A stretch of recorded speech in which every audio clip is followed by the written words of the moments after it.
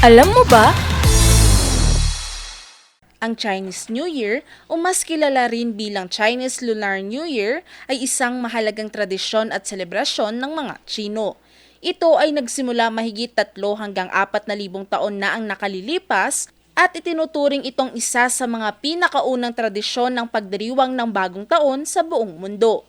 Pero wala talagang tiyak na petsa kung kailan nga ba nagsimula ang pagdiriwang na ito. Pero naniniwala ang mga historian na ito ay nagsimula noong panahon ng Shang Dynasty noong 1600s hanggang 1046 BCE. Ang selebrasyong ito ay nakabatay sa lunar calendar kung saan ang petsa ay nagbabago kada taon base sa buwan. Karaniwan, nag-uumpisa ang Chinese New Year sa ika-15 araw ng unang buwan ng lunar calendar. Pero, paano nga ba nagsimula ang Chinese New Year? Mayroong isang alamat na laging nakaugnay sa Chinese New Year. Ito ay ang alamat ng Nian. Ayon sa kwento, ang Nian ay isang halimaw na naninirahan sa mga kabundukan at dumadalaw sa mga baryo tuwing bagong taon. Araw ng pananalasa ang hatid ng Nian dahil pinapaslang nito ang mga tao at kinakain ang mga pananim at mga hayop. Para maiwasan ang ganitong pangyayari, naglalagay ng mga pagkain ang mga tao sa labas ng kanilang bahay.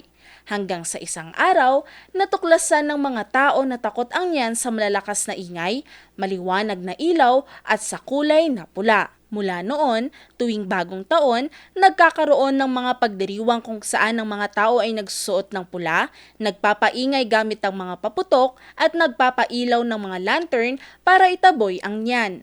Ang alamat na ito ay naipasa-pasa hanggang sa maging ganap na nga itong selebrasyon ng Chinese New Year o Spring Festival. Sa ating bansa, ang Chinese New Year ay ipinagdiriwang ngayong araw, January 29.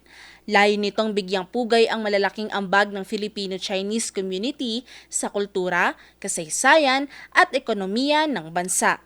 Sa bansang may malaking populasyon ng China tulad ng Pilipinas, ang pagdiriwang ng Chinese New Year ay isang malawakang selebrasyon. Sa Binondo, may tinatawag na Chinatown kung saan ito ang sentro ng kalakalan at kultura ng mga Filipino-Chinese. Dito makikita ang napakagarang pagdiriwang ng Chinese New Year. May mga lion dance, dragon dance, at fireworks display na nagdudulot ng sigla at saya sa mga taga-Binondo at mga turistang dumadayo sa lugar. Kaya naman, sa ang panig man ng mundo, ang Chinese New Year ay isang pagdiriwang ng pagkakaisa, pagkakaibigan, at pag-asang hatid ng bagong taon. Ngayon, alam mo na!